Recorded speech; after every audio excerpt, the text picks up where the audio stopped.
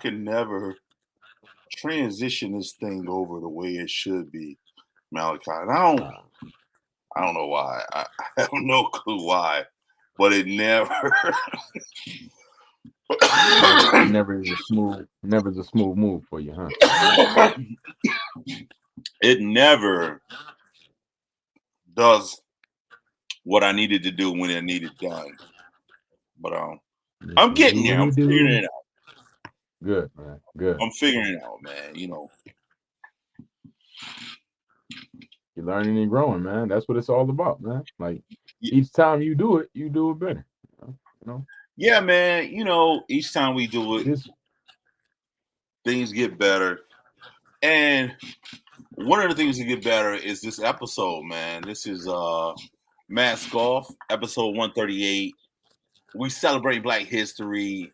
KwansaaMe. It's your name. It's the title. You know what I'm saying? Maybe you could tell us more later on. But before we go into that, man, I just want to say it's good to see you, my brother.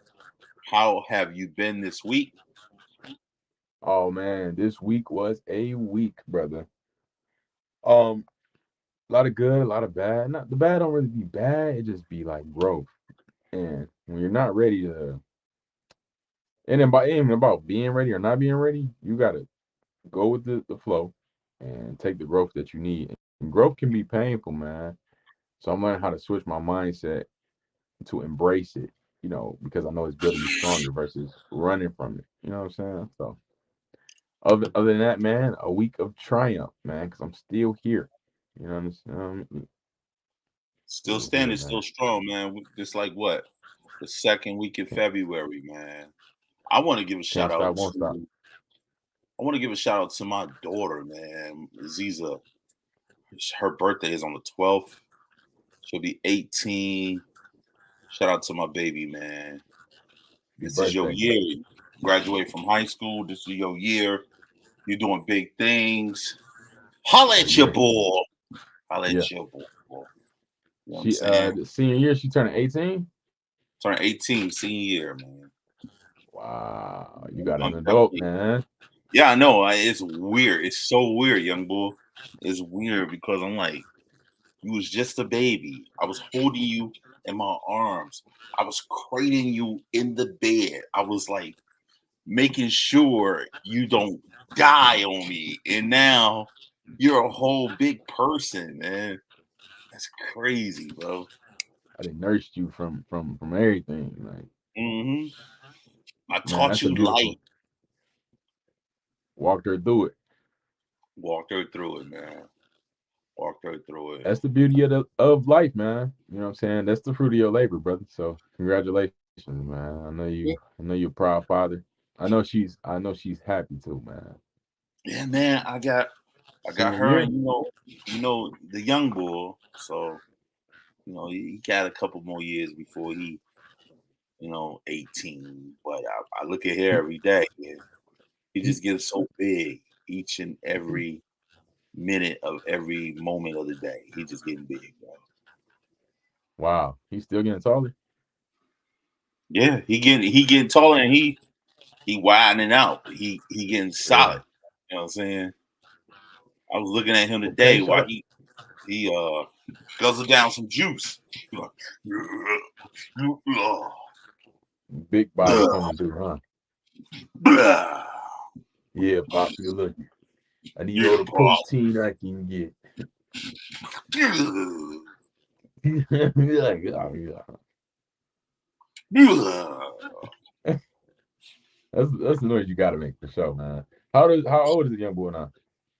15. He's 15, man. 15. It's crazy. He's starting driver's training?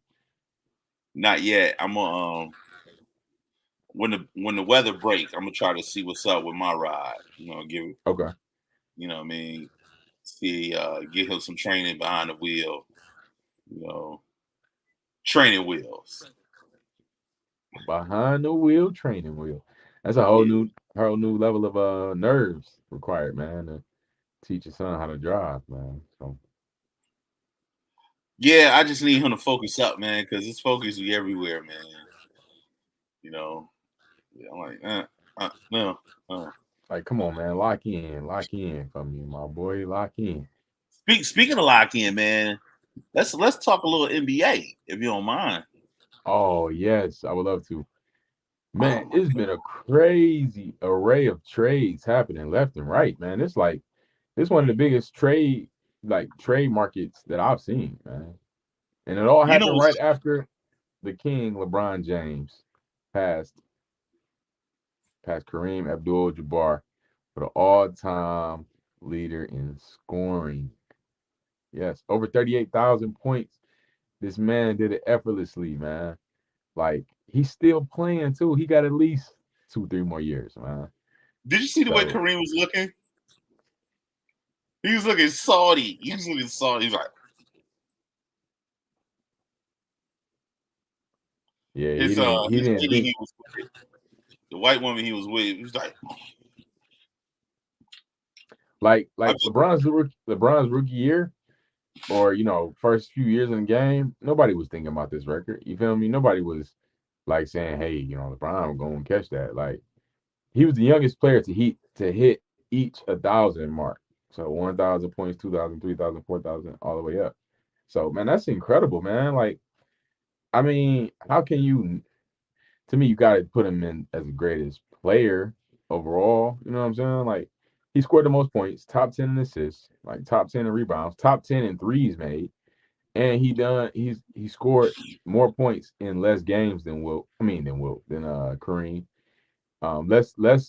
Less attempts and less games. So he was more efficient in the. It's a lot of people that would still argue that Michael Jordan is still the GOAT.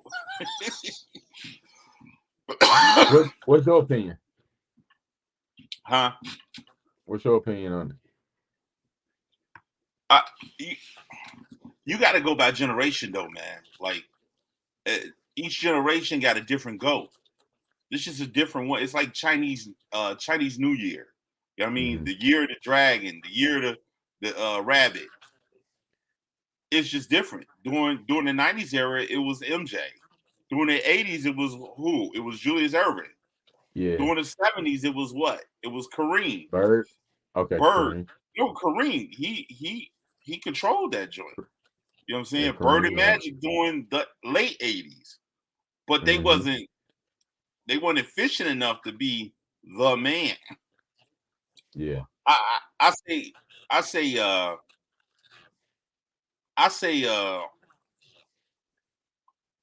LeBron is by far the best talent ever on and off the court, man.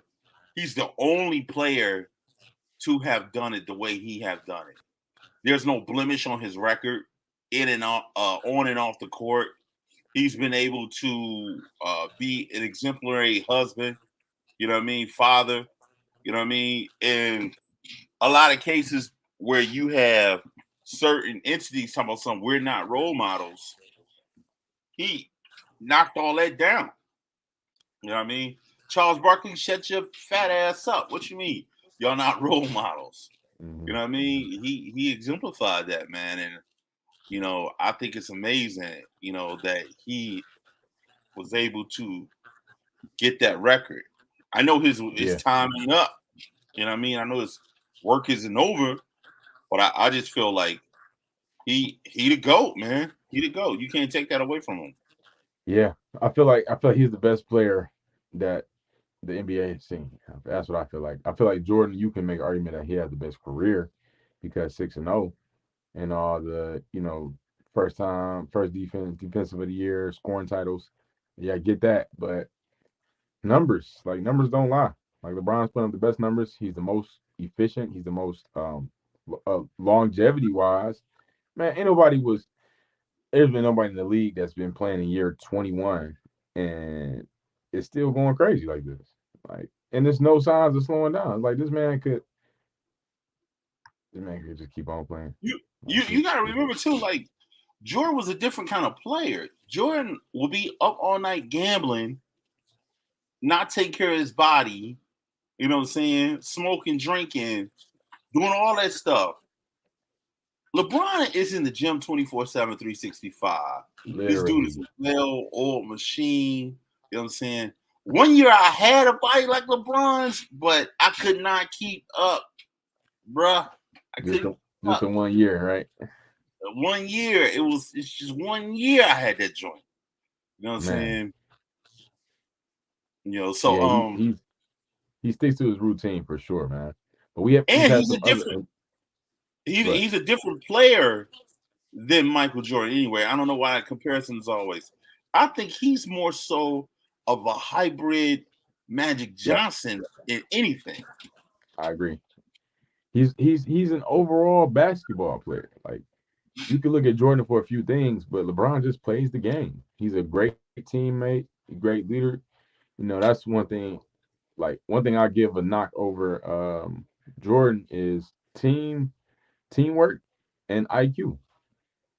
Jordan had an IQ, but LeBron, man, the way he just see the game and can get everybody involved and empower his teammates. You know, yeah, Jordan was rough and you know, he was testing them, but LeBron got a way to empower you. You know what I'm saying? To make you feel like you can do your job. You know what I'm saying? He included everybody. Jordan excluded everybody. It said it's my way, there's no way. He like, I don't care if you don't know how to play. I just need you to shoot a jumper. That's it. You know what I mean? That's all LeBron needed. You know what I mean? Yeah. You know what I mean? And we also had a lot of crazy trades, man. Big trades, big names. In the same week, the Brooklyn Nets traded Kyrie and Kevin Durant in the same week. Kevin Durant went to the Phoenix Suns. That had to happen, man. It was once I seen Kyrie traded, I'm like, yeah, KD ain't about to stay there. You know, they ain't about to keep him. Once I saw them win that game without neither one of them on the floor, I said, yeah, they pulling the plug on that. And then the next day, you hear about Kyrie going to Dallas, which I believe is going to be a good team with Kyrie there. Kyrie and Luka, yeah. I like that squad over there. I'm not even a fan of Luka, but with Kyrie, no, I don't like him. I think he gets away with a lot of stuff. You know what I'm saying? He gets away. I think he's the new Larry Bird, bro. He's a token. You know what I mean? So I think that's what it's hitting for with him. But Kyrie gonna make that good. Yeah. I think that's gonna be a good look. Give Kyrie a fresh start. See what he can do. And then you got Phoenix with KD, Chris Paul, and Devin Booker, man. I hate to say, I mean, LeBron my guy, and the Lakers only because LeBron is there. Lakers my team, and I want LeBron to get at least one more ring. But it's not looking too good. But the Lakers did make some good moves. They got D'Angelo Russell themselves in trade for Russell Westbrook. So I think D'Angelo Russell will come in and bring a new spark, new energy to the squad. And they've been making some other little moves too. So we'll see how it play out, you know. All they did was get something they already had. They already had D'Angelo Russell. Yeah, but they ain't have him with LeBron. And they ain't have this new D'Angelo Russell. This a new D'Angelo Russell. Exactly. So that's what I'm saying. It's gonna be a whole different time. But I don't like what they did with Minnesota, if you think about it, because that was supposed to be Anthony and Russell because they was the homies. You know what I mean? But they pulled the plug on that quick. Yeah, they did. Yeah, they didn't let it happen too long. I mean, certain teams are just kind of like in that rebuild mode. Like Brooklyn, I feel like they just committed to the rebuild now, you know. Did you hear what we did? What? We went after Wiseman, bro. Oh yeah, you talking about Detroit? Yeah, I kind of like the move. I did like Sadiq Bey though. I like Sadiq Bey, so I was a little upset to see him go. They should have never let him go, bro. They should have never. See, Sadiq Bey was their dog, bro. You know what I mean? You need a dog on that team. But we talking about the Pistons, man. I love them to death, but they front office just do stupid stuff, bro. Facts.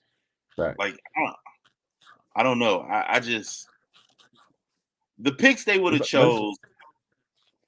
I wouldn't have chosen Wiseman as a pick, bro. Yeah, something had to be done though because they only won 14 games this year, man.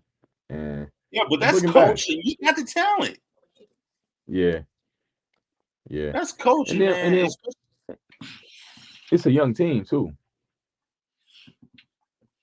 That's why you need somebody that's gonna be a dog, that's a leader, or you need to get in the market of free agency and go after somebody with a Hmm. name already. You know what I mean?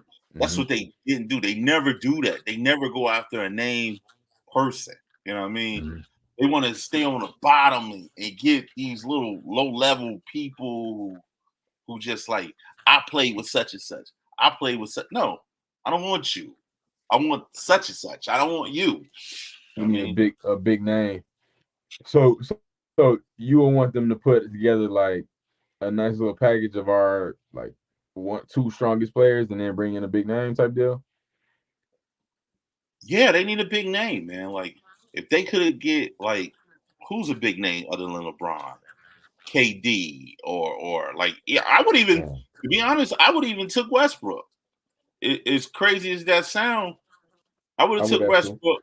We got guards that's out. I would have had Westbrook just run the floor, Yep. Yep. Just run your the floor, squad. Yep. Hmm. push the point, and that's the problem he was having with LeBron. LeBron want to push the paint, and you can't have too many people touching the ball at one time. You know what I mean? And Nah. he touching the ball. You know what he doing? He's scoring. Absolutely. Yeah. Automatically. Yep. Automatically. So we It's gonna can be talk interesting. about that. Go ahead. I'm sorry. I just said it's gonna be interesting. Yep. Stack Western Conference. So we'll see. Because I was looking at the Pelicans and Memphis before these trades. Now it's like it's no real clear cut favorite right now. Yeah. So it's gonna be fun. It's like almost every team in the West is a tough competitor. Absolutely. You can't sleep on nobody in the Besides, playoff. besides the Houston Rockets, everybody in the West is a fierce competitor. Yeah. The You got Pelicans are looking real good. So Portland and yeah, it's Dame. gonna be Yeah, you know what I'm saying? be People tough. forget about that team. People forget about Memphis. You know what I'm saying? Yeah. You know what I mean? And like, I don't know. It's a lot of teams out there in the West. They gonna be fighting. Playoff time, they really gonna be fighting. Scratching and And clawing, man. the East, I don't know. I don't know about the fights. I don't know. I mean, Yeah. I got Cleveland. Cleveland is a sleeper team. You know what I'm saying? Boston. Boston, Milwaukee, Yeah, Milwaukee Sixers, automatically. Philly up. Yeah. uh, and I guess Oh, Miami. Miami, yeah. Other than that, Eh, yeah. eh. They gonna have fun over there, at least getting to the finals. Like, hey man, we got a shot to make the Eastern Finals, baby. And you never know what Atlanta may do too. You know what I'm saying? Atlanta's a sleeper team for sure. They made some Atlanta's a nice sleeper moves. team too. You know what I mean? That'll So be interesting to see. Oh, Super Bowl. You got a Super Bowl pick? Super Bowl is this Sunday. yeah, first of all, since we are definitely pushing the culture forward, it'll be the first time in NFL history two black quarterbacks face off against each other. So let's celebrate that black history, my brother. Let's Yeah. celebrate it. And my pick, I'm going with Mahomes. Okay. I know I I'm got the surprised Philly you. connection. I know Yeah, I got you a I Philly know I bull, got the man. Philly connection, but I've never been a Philly fan. I Okay. do not own anything Eagles. I will not forever will not push nothing Eagles. You will never ever hear me go EAGLES out my mouth because I'm a Steelers fan. So Okay. go Chiefs. Go Black and Chiefs. yellow. Okay. Yeah, I want to see. I want to see a good game first of all, but I'm looking at Mahomes too. I like to see continued success with him. He won the first time he went, right? This is third time going, I think. And he won one, lost Yeah, one. he lost one. Yeah. So third time in the Super Bowl within your first 5-6 years. Yup. Pretty good. Yeah. I want to see. I just want to give people the chance to like be all time great, and I feel like he's on a trajectory of all time greatness. You know what I'm saying? So The I funny like to see thing that. is, you wasn't even expecting that from him this year. Came out of nowhere, really. I didn't. And then Tom Brady officially retired. So Yeah, like I really thought like he was gonna really have a bad year because they started off bad. hmm yeah, but then they turned it around. Not in the Super Bowl, man. Wow. Yes, That's sir. crazy. That's crazy. Um, So let's get into this motivational minute, man. You know what we do? okay. We 20 minutes in the game, and we ain't even motivated yet. Let's go. Let's get motivated, baby. Yes, sir. What up, though? It's your guy Malachi Lee, man. Today's motivational minute is about being rooted. You got to be rooted to your ancestors, to your culture, to the people that laid the foundation before you. There's a lot of oppression and segregation that we got through as a people, and we got to pull on that same strength today to move ourselves even further forward. So we have to have a good idea of where we've been, have a good idea of the sacrifice that our ancestors made, from slavery to segregation to laws being passed, and now we're here still fighting some of the same racism and some of the same issues that are still happening. So we got to pull on that same strength as Black people to keep it moving, keep it going, and keep flourishing as a people. It's a motivational minute, man. Let's thrive. Dig it. Each one teach one, lift one, get Be one, one, be one, get one, have one, do one. do one. All about the All that, one, my baby. all those. Be about the one. All, Be about the one, all man. that. Here, they give us 28 days to show the fuck out, so we doing it. Yeah, You know what I mean? So, which is an interesting thought. huh? I said, which is an interesting thought. Which it completely is. Completely is. But that's why we got Kwanzaa, right? That's why we got Kwanzaa, It is. and that's why Kwanzaa is in the mix. And you know a little bit about Kwanzaa, don't you? Not too much, honestly, man. Not too Not much. too much. I just know. I just know each day has a theme to it. I know it's geared around togetherness and family and unity, and So we it's got a usually guest today, celebrated. right? We got a guest We do. today. We got She'll a be guest. actually able to tell us more about it because I'm just gonna ramble through it. So Yeah. So our guest, she will be able to give us more about it. So I'm gonna bring her on, and yes, let's introduce. Matter of fact, can you introduce who our guest is? yes. I've known her. I've known her for a while now, since I was young. Yeah, we grew up in the same church. She's doing a lot of amazing things in the community. She's really got her hustle going, her grind going, and really is creating her own path when it comes to awareness for the culture and for Black people. So I want to give her a big salute and big shout out to Miss L'Oreal, everybody. Give her a warm mask off welcome, y'all. Yes, indeed. Yes, I hear all Quan- the applause. Y'all better get lit. Yes. hey, Yes, yes, hey. Love yes, that for me. Yes, get lit for Kwanzaa, Black History Month. Hey y'all, what's yes, Oh, up? yes. Okay. Love All that. that. I see you got the All that. art in the back. She representing already. See, very on brand. I'm coming on brand all 2023. Uh, Okay, so that's one of your joints. You Yeah, I went to a painting set, man. We actually painted this out there. So that was pretty okay? fun. That's not something I sell yet. But I had fun doing that. So yeah. Yeah, painting's on the way, man. We charging 50 a watt, man. Painting's on the way. You feel Let's me? get it. I love it. So how you been? How you doing?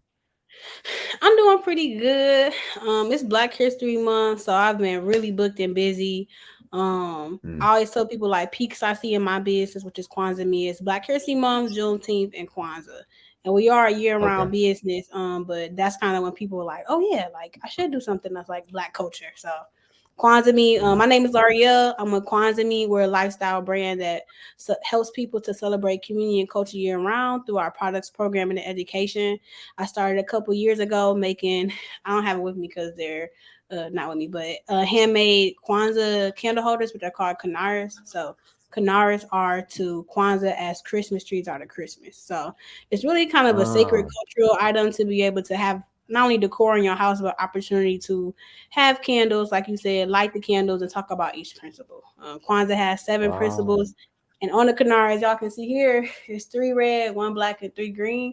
And each one represents a different principle of Kwanzaa. So I started off making those. But one thing that makes me different is not only is it handmade, which is like really unique. I am a woodworker, so it's high quality, but also I do programming and education. So schools, churches, businesses, co-working spaces, anybody can bring me in to talk about, of course, Juneteenth, Black History Month, and Kwanzaa, but also general cultural programming. So I talked about this month, I've been booked and busy.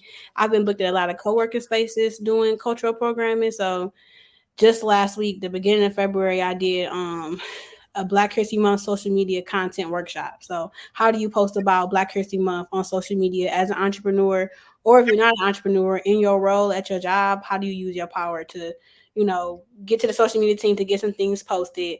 I had some really good deliverables from that.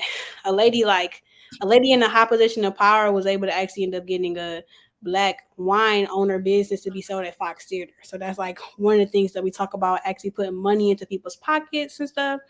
And then this week or last week, still again, I did a Black History Month lunch and learn. So we talked about how do we celebrate Black History Month every day? How do we do that in our businesses, policies, cultures, and values? And I'm also on the lineup to do a couple of Black History Month programming in some schools. So like elementary, middle, and high schools, I got some things lined up for the month. So definitely booked and busy, seeing a lot of programming happening and online and social media. I'm at KwansaaMe everywhere. So that's Facebook, Instagram, Twitter, TikTok, and LinkedIn, and YouTube. I'm just educating people every day just about different Black facts and culture. And of course, we're doing it during Black History Month. But the thing about us is we Black every day. We Black History Month 365. We talk about Kwanzaa every day. So, and I do want to say that I didn't grow up celebrating Kwanzaa. It's something I've recently come into in the past few years. So if people are interested in it, but like, man, I'm so far from it, you're not. If you don't know nobody that celebrate Kwanzaa, that's very common, and you actually have to be the first one. Like you have to be somebody's person that they know to celebrate Kwanzaa. So, and now y'all know. So don't say y'all don't know nobody. Right. I know you for sure. I mean, this is all incredible. I wanna get into your mind as far as like what drives you. Where did this start? Like you saw a need clearly, and you wanted to fill it, but where did that come from? People always ask me that. I would say 2 things. One, it took me getting fired. Hopping into entrepreneurship, I did not choose to be like, oh, let me do it. I was like, I put a lot of work and effort into organizations and businesses that didn't appreciate it, but also wasn't sewing and giving it to me how I was giving to them. So it took me being fired. Then it took me to find my passion. And my background is also in community organizing. So I'm really passionate about community and share value. So I'm like, well, how can I be creative, be my own boss, and still be about community? And I did that through Kwanzaa. Kwanzaa is a 7-day cultural holiday that celebrates family, community, and shared values. We talk about unity. We talk about cooperative economics. I would say, really Kwanzaa is just a sneeze away from everybody, because if you're a person that says support Black businesses, we already on cooperative economics. You're already doing some of these principles every day. It don't have to be big and deep about it, but it's just ways that some of us live our life every day. Every day, you could probably name a way that you live one of the principles. Whether it's self-determination, y'all have your own podcast. So y'all saying, this is the future that we want for ourselves. This is how we want to express ourselves. Whether it's need and purpose, y'all saying, look, we got a voice and we need the folks to know. We want them to know our opinion on LeBron. We need to know we got our ears to the street. We are our narratives. We are our storytellers. Y'all do that every day. So y'all already tapped into Kwanzaa too. We tapped in, young boy. Hey, Mask Off tapped in, man. You already know the deal with us, man. Stop playing. I love that though. I love the perspectives. Go ahead, OG. You know what? We've done Kwanzaa episodes before. I think we attempted to do a Kwanzaa episode before, but I wish we had this information in front of us then. You know what I mean? Because it's coming full circle now. Like we did it like 1 year, like what's this, like our 3rd year with Mask Off? Yeah. And 3rd year, yeah. The funny thing about it is we ain't know what the hell we was talking about. We ain't know what we was doing. You know what I mean? We were just trying to freestyle and get it going. You know what I mean? But having a professional KwansaaMe in the building You know what I'm saying? Yeah. Oh, pause. Let me see that tat again. Oh, red, black, and green. Okay. Yeah, that's actually the Kwanzaa flag. So like the Pan-African flag is red, black, and green, but this one is black, red, and green. So okay. Interesting. It's in the and details. I love how you bring that up about the first time or y'all talking about Kwanzaa, because for me, because I didn't grow up celebrating when I wanted to, I'm like, okay, I went on the journey to find my Kanara. Nobody in Detroit had it. I was on the west side, had to drive in the snow to the east side to get one from one of my elders. And he had one for me. I had to borrow a candle here, get a candle there. You know, it's 7 candles, 3 colors. You do the math. Like the first day of Kwanzaa, it's hard to find those things, but I found it in. I had my Kanara, which is the wooden candle holder. I had a bowl of water for libation, so just pouring liquid to honor ancestors. And I had a picture of Fannie Lou Hamer, and she's just a Black freedom fighter. And I'm like, this is it. I loved it. This is my humble beginnings of Kwanzaa. And then I Googled some stuff like, okay, what I'm supposed to do? Like, what's supposed to happen? And I had very humble beginning. You know, it take a while to be a professional. You got to try what's right for you and what works for you and your family. I lit all of them at once. I left the house. They was all like wax on my carpet and my windowsill. So I had to learn some things the hard way. And if I would have had, you know, people that I was connected to that deeply celebrated, or I think that I made KwansaaMe, because KwansaaMe is really the manifestation of what I wish I had when I first celebrated Kwanzaa. I wish I had everything in a box, something handmade that's not from Amazon. One thing I love to dispel is that people think that, oh, I got my Kanara from Ghana. Like, yeah, most authentic. Kwanzaa is an African-American holiday, founded in 1966 by African-Americans for African-Americans and people of the African diaspora. So it's actually most authentic when you get it from here, when you get it handmade by a Black woman in the Black Mecca, which is Detroit. So I really wanted to have a whole kit with all the things, all my candles, all the traditional things. I actually wrote a Kwanzaa guide. So if you've never celebrated Kwanzaa, it has pronunciations, reflection questions, tells you about the story of Kwanzaa, my story of Kwanzaa, to really just bring anybody in. And I have people from like people who never celebrated to like people who have like 20 Kanars already coming to get Kanars because they collect them, or they just, nobody has the angle I have. Wow. So let me ask you a question, right? When you think of Kwanzaa, you just think of it as an afterthought of Christmas, right? And my question to you is, why do you think that Kwanzaa doesn't latch on as a Black holiday? Like, we should embrace it. Right. You know, we should, especially African Americans, foundational Black Americans. This should be something that's ours, but we don't really embrace it. I don't know if because the beginnings of it, you know what I mean, it was a lot of Pan-Africanism that was going on with the creators. So it was like, should we rock out with this guy or we shouldn't rock out with this guy? So you know what I mean? Because if you know history, you know that he was not only just trying to develop this, but he was also dealing with Nation of Islam.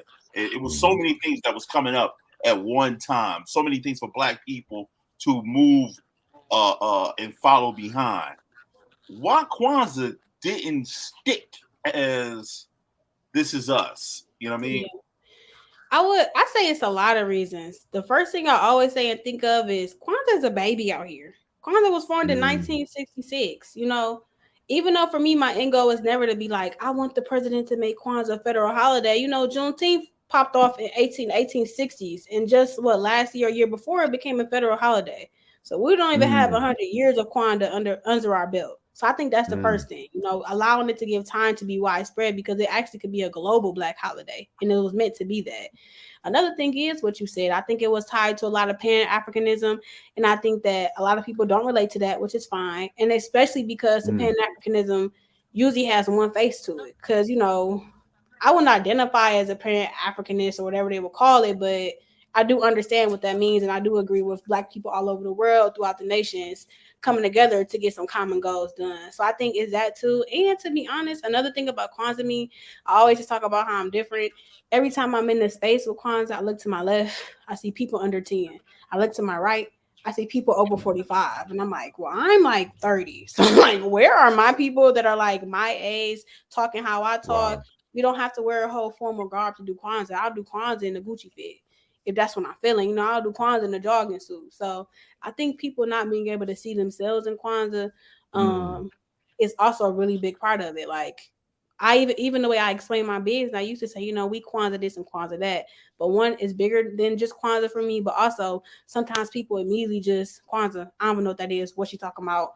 And Black people, we funny. It'd be like corny or just Black power type stuff, and I'm not even on that right now in this way.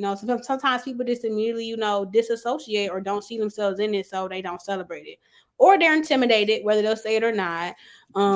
When, like I said already, we already doing it. If you stick with your people and you got people back, you already on unity. You know what I mean? If you're an entrepreneur, you already doing self-determination, you already doing purpose, we already doing cooperative economics. So I think we have to be able to let people be seen, not only literally seeing themselves, but using their language, using the things that's familiar to them. A lot of times, the main language used in Kwanzaa is Swahili, but I do just use the English words because we ain't got to go that deep yet. When you ready, we could go to the Swahili and talk some Swahili, but we could just say purpose for now and unity for now. Yeah, man. I love that. I just go ahead, young. No, go ahead. I was just gonna say, I just really feel like when we come up with these things, like you mentioned Juneteenth, right? All these things that we have that's important to us, whether it's Kwanzaa, Juneteenth, I think that we fight so many agendas that we don't be on the same page when it comes to what we need as foundational Black Americans. Like,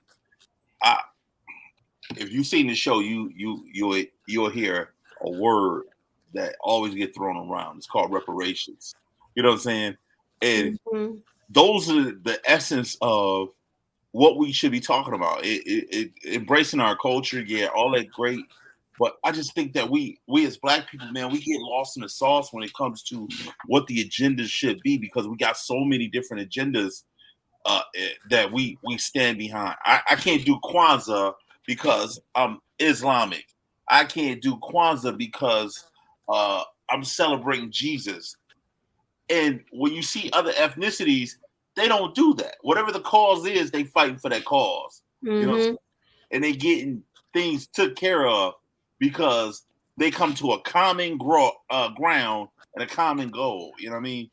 But I don't know. And maybe it might be off task, but I just think about how we as a people, especially like with Kwanzaa, it's just one example of how we drop so many damn balls, and you know what I mean, and it's not too many people pick them up. So I commend you for picking up Kwanzaa and trying to bring it to the forefront for people.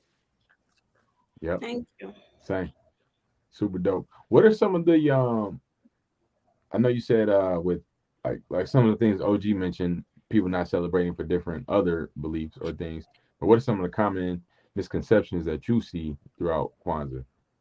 Child, how much time we got? I would say this. I would say, like I said before, Kwanzaa was formed in 1966 in LA. Okay. And I think a lot about like what happened with Kwanzaa, like how like it's widespread, but not really, like not mainstream, but it is widespread because I'm in Detroit and I know about it, and we have a strong Kwanzaa celebrating culture here. Typically, we have 7 days at the Charles Wright. When Charles Wright said no, community members said, "Look, well, we're going to have 7 days of Kwanzaa here." But I think about like the lack of being able to people just knowing about it. I think even people like my family closest to me, I'm like, okay, I know y'all super Christian. Let's tread lightly. I'm going to do my best to just educate y'all. Kwanzaa is a cultural holiday. And that's why I can go in any space. I can go into a dang on, I can go with Jewish people, Muslim people, Buddhists. I can go with the monks and just say, this is what Kwanzaa is. And even if you're not Black, then these are principles that not only keep the Black community united, but how you can support the Black community as an ally. So one thing is that people really think that like their religion or their spiritual beliefs conflict with Kwanzaa, which is not true.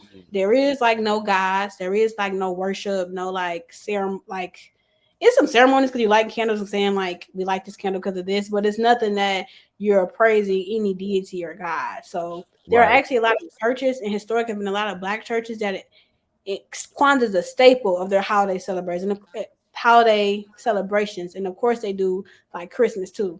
That's the second thing. People think it's either Christmas or Kwanzaa. And it's just like, I don't really celebrate Christmas at all, but I encourage people to celebrate them all. I'm like, 7 days of Kwanzaa means 7 days of gifts. Little did you know. So I think that's another misconception people have.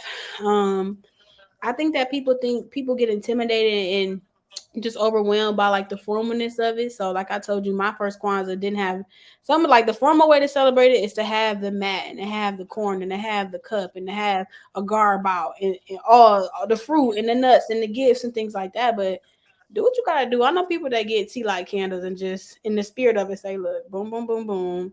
You know, there you go, homemade kanaras, you know, paper tissue roll kanara. So I think people get intimidated by thinking that it has to be formal or look a certain way, when the biggest thing about Kwanzaa for me is that you got to do what works for you. You know, for me personally too, I have to think about like I get so busy during holiday like Black Christmas, Juneteenth, and Kwanzaa, but those are also things that personally are sacred to me. So I get so busy that even my own personal practice starts to look different because I'm making my product by hand, I'm making deliveries, I'm sending off orders, I'm doing programming, I'm vending here, vending there, doing social media as an entrepreneur who is a solopreneur right now, really doing things myself. So yeah, those are a few things I think that people misperception about Kwanzaa. You know, sometimes when I get into the ally realm, like non-Black people, they get nervous, like, can I celebrate Kwanzaa? I'm like, sure, like it's cultural, you can. I'm like, I personally feel like the best way to celebrate Kwanzaa as a non-Black person is to help other Black people celebrate it. So I'm like, well, yeah, gift a set to somebody Black, or like to a Black school, a Black classroom, a Black business, or you know, book some programming from KwansaaMe for your org with all white staff, so we can get some education and cultural programming and DEI training type stuff going on. So love that. Yeah. Man, I love that you are absolutely hustling, and I love that. And you say it's all you right now pushing the brand. Wow. So what drives you? I know you kind of mentioned it before, but that's got to be tough. It's got to be taxing a little bit. You know, do you get discouraged at all? You know, like what keeps you going? Yes, I get discouraged at least every other day. Wow. I have real. I love that honesty. I love that. No, for real. Like it's really all like, yeah, everything's great. I'm feeling good. I'm confident. I understand what I'm doing. I know where I'm going. I know it's paying off. And I really, it'd be like, even with goals, because that helps. Like, okay, set goals, set smart goals. Even with a strategy, even with having a lot of people around me that do support me, will fill in, will brainstorm with me, work with me, do strategy. Is being an entrepreneur is just, you really got to be a boss of your own. You got to be confident and really just move on your own accord. So I have my business KwansaaMe, but I also have a consulting firm, L West & Co. I do all types of consulting through that. So being a full-time entrepreneur with 2 babies, you know, it's like you got 2 kids, you trying to make sure you get time to both of them, then time to yourself. But that one got to develop. This one need this. They got to get they statement renewed. This one need, Zoom. Just you got to figure out how to balance it. I definitely get discouraged a lot. And I think that's normal. The way I get through that is let myself feel that. I'm a human. I'm not a robot. And I can feel that. But grounding myself and knowing that I am a boss. Entrepreneurship is not for the weak, and I'm not weak. So Ooh. It just is what it is. And then sometimes too, like, I really believe in myself and my vision and my dream. And I just be like, I got the skills. I got great products and great programming. I just need y'all to cut the check. You know what I mean? People love what I do. I haven't got nobody that was like, no. Everybody want me to come around, but it's like, I do this for a living. So I can't go, to A, B, C, D, E, F location and do things for free. I'm not always a person off money, but at least barter. If I'm doing this, can I use your venue? Or can I get this from you? Like, I want people to work with me, and they have been. So I'm really excited for that. Like I said before, getting discouraged sometimes, like people always tell you, you're supposed to do your business after your passion, which is great. And that's true. That's what keeps me grounded. But nobody really talks about what does that mean for your relationship with it. If you really love comedy and you go after it as a profession, then you get tired. Like, dang, I got to a comedy night. I'm tired. But I got to go do this stand-up. Like, nobody really talks about that. And that does fuel you, but it also drains you. Because now it's a job. Now this is the thing that's keeping food on my table. Now it's, dang, I got to get up early for this again. And then as an entrepreneur, you're supposed to be your own boss and be able to set your own schedule. But that just means you work 24/7. Like, set your own schedule just means like, okay, good. I'm up till 3 a.m. Perfect, And it's not a 9 to 5, but it's actually like a 9 to 9, just a 9 till, you know what I mean? So until 247. Yeah, I love that. And that's a good point. We entrepreneurial lifestyle is glorified so much, but you saying it firsthand, the discouragement day by day, the self awareness you have to keep yourself going, and the motor you have to have within yourself to affirm yourself so that you can keep going. And we don't talk about that, like you mentioned with the comedy, like being out late or having to just be consistent, having to garner this energy in front of this having to be crowd. funny. You don't want to be funny every day. Come on, man. And now it's a pressure, it's a demand, but that's what you love it for. So I want to talk about like some of the education that you had or had to go through, or some of the training that you got to get yourself to this point to be able to share your knowledge. Right. I mean, so my educational background, I went to Cass for high school. I went to U of M for undergrad. I did English, and I also went to U of M for my graduate degree. And I got a master's in social. Are you a graduate? Okay. Graduate in social work? Come on, black girl. Hey, right on. That's kind of where my lens comes from, my DEI consulting and training. So that's my background, and that's where kind of the social justice, community organizing lens come from too. I also have a background in community organizing. I've probably been organizing for like 18 years, but I kind of shifted from being in the streets protesting to being like, look, this is still important work. When we talk about, sometimes people go out and protest and be in the streets, and that's cool, but what are you coming back to with community? What was the point of me going to turn up in the streets if when we come back to the community, we're not on one page about how we supposed to move? You know what I mean? So that's where I have shifted my energy towards, because I know that KwansaaMe could do programming in any space. I just look at the space and say, now, how is this relevant? How I do programming with entrepreneurs is different than how I do it with elementary school students. It's different from high schoolers. It's different from how we talk on a podcast, that's based on whatever. So I think that's some of my background for it. I'm a master facilitator, so I really think I could teach and train on anything. Like, I could probably give me a few articles, get my facts, pull it from there, and then come with a really engaging course, have some activities, and I'm not lecture at all. I'm really interactive and engaging with folks, and that's a lot of feedback I've gotten too. People like, I love her energy, she's bringing this and that, but she's also focused, left us with some good tools, and I'm curious about what's next. I definitely have people that come to, if I have 2 workshops, one week, people definitely roll over to the second one. So I think in general, not only being informed about social justice, community organizing, Black community culture, but also being able to facilitate those conversations and learning with other people really makes me a dynamic package for teaching in any arena. I love that. You are a great speaker for sure. Like, I'm listening to you. I'm able to follow easily. You're a great speaker, so I love that. So you're pretty much sharpening yourself, And I hope this is an encouragement to people on a lot of different ends. One, to celebrate Kwanzaa. It actually encouraged me, because me personally, I had this kind of step back from Kwanzaa, because you like, when you grow up Christian, you be like weary of certain things. Like, man, and because you don't know, you rather stay ignorant than getting educated and making a decision. You're just like, hey, I don't know, so I don't know. You know what I'm saying? So I feel like it's just great that you are spreading this awareness. And how many years have you been doing it? So I started in pandemic years confuse you. So last year was my second year for selling products. So 2021. So I started formally informally in 2020, like in the December, the Kwanzaa of 2020. I did a Kwanzaa one-on-one online for my sorority sisters, and I'm like, okay, people want this. People are open to learn about Kwanzaa. Then that was my first time really celebrating Kwanzaa, and then the year after that was when I'm like, hey, I asked somebody, I'm like, dang, is the name KwansaaMe ghetto? They like, no, I didn't ghetto. That's sweet. I'm like, all right. For me, once I get a name to a creative project, boom, it's on. Like, I'm ready to go ahead. So yeah, I've been going for about 3 years now. When I first formally launched in 2021, I did like an online Juneteenth comedy show. So I launched on Juneteenth. So that was really cool. But yeah, I'm really excited. I did my first last year. I did a 3-day Juneteenth festival in Detroit. So we did a black bar crawl on the Avenue of Fashion and Art. We did a Juneteenth marketplace, and we did a Black brunch with a purpose, where some of the proceeds went to a Black-led org. And the Ujama Fest, that'll be a biannual thing, so it's coming back next year. But I was really excited because, when I first started KwansaaMe, I did my research. Like, I know I had my personal fire and passion, but if you're not doing your market research, you kind of starting off on a bad foot as a business. So I looked at who's doing this already. I'm like, Kwanzaa's way to Juneteenth. So let me see what's up with Juneteenth. When I did my Googles, I saw that, progressively you've seen the search for Juneteenth on Google, and I did all the types of spellings, like, went up.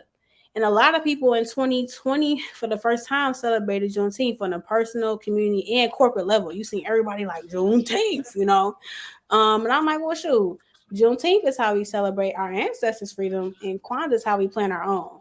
So since I was able to find that hair and tie, I just ran with it there. Was able to get my name for it, got my paperwork right in 2021, started doing prototype concepts because I'm a trained woodworker too, so that's some of my education too. Back when I was in high school, I was getting trained and woodworking in a wood shop, making crafts and things like that. So I kind of got back to that with my hands, got my packaging up, boom, boom, boom, decided what I wanted the kits to look like, and I told myself that first year, if I sell 50 orders, I'm gonna keep the business going, and I think I have 54. So that's kind of my origin stories. Mm-hmm. Yeah, that was your sign right there. Like just let you know. And I was kind of like, dang, shoot, I gotta do this for real. I said I was gonna do it. So. I gotta do it. Yeah, 49. You've been like, see, yeah.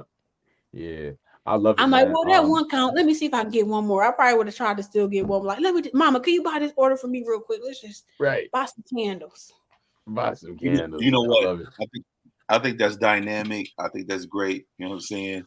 We're gonna get ready to get up out of here. You know what I mean? But before we go, I just want to ask you: is there any shout outs or plugs that you want to push? Anybody you want to say hello to? Yes. Mama, I love you. POP, hold it down.